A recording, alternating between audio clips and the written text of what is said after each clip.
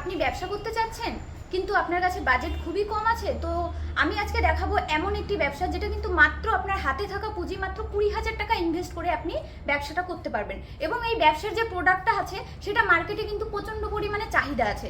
এটা 12 মাসই আপনি ব্যবসাটা করতে পারবেন। এটা হচ্ছে আপনার কিছুই না, চপ্পল তৈরি করার মেশিন, অর্থাৎ যে হাওয়াই চপ্পল আমরা প্রতিদিন ঘরে বাইরে সমস্ত জায়গায় ইউজ করে থাকি, সেই চপ্পলের ব্যবসা। এটা কিন্তু কোনোদিন নষ্ট হবে না এবং 12 মাস আপনার যে কোনো সিজন অনুযায়ী কিন্তু চলবে।